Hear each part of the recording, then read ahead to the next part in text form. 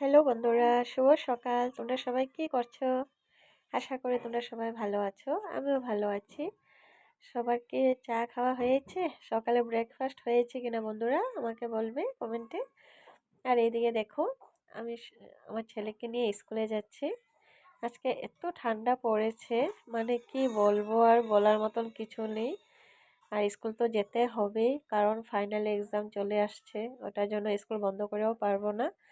এদিকে আমার ছেলেকে টুপি হাত মোজা সব কিছু পরে নিয়েছি। ও পরবে না বলেছিল, কিন্তু পরাতে তো হবেই।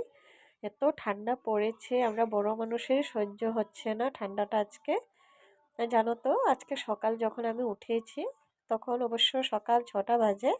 উঠে আমি দেখি এত কুয়াশা, মানে কি বলবো, আর কিছু দেখাই যাচ্ছিল না।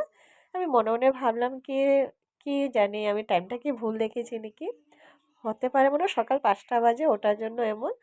তাই না, আবার রিটার্ন ঘরে ঢুকে দেখলাম যে না, সকাল 6টা বাজে, কিন্তু এখনো এত কুয়াশা। এখন দেখো, বর্তমানে আমি স্কুলেও চলে আসছি, তাও এত কুয়াশা, দূর থেকে কিচ্ছুই দেখা যাচ্ছিল না। এইদিকে আমার ছেলে এই যে স্কুলে ঢুকে যাচ্ছে, ওকে ব্যাগ দিয়ে দিলাম। এই যে দেখেছো, ও স্কুলে যাচ্ছে। তোমরা সবাই আশীর্বাদ করবে যেন আমার ছেলে পড়াশোনা ভালো হোক। তোমাদের আশীর্বাদে যেন আগে বাড়তে পারে আমার ছেলে। আর এদিকে তোমরা সবাই কি করছো অবশ্য আমাকে জানাবে। আমি ওটার জন্য মর্নিংয়ে একটা ব্লগ নিয়ে আসলাম, ভাবলাম তোমাদের কাছে শেয়ার করে দিই। কারণ তোমাদের কাছে শেয়ার না করে তো আমারও ভালো লাগে না, তাই না বন্ধুরা? আমি কি করি কিনা তোমাদের তো সব কিছু জানার অধিকার আছে, কারণ তোমরা হয়েছো আমার একটা ফ্যামিলি। এদিকে দেখো, আমি রিটার্ন আবার চলে যাচ্ছি। গাড়ির জন্য দাঁড়িয়ে আছি, অটোর জন্য। অটো পাইনি অবশ্য, টমটম পেয়েছি, উঠে গিয়েছি আমি।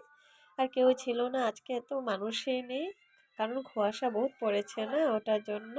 এদিকে আমি একাই ছিলাম, ভাবলাম অল্প আরও ব্লগ বানিয়ে নিই। এদিকে দেখেছো, কত কুয়াশা, কিচ্ছু দেখা যাচ্ছে না দূরের থেকে।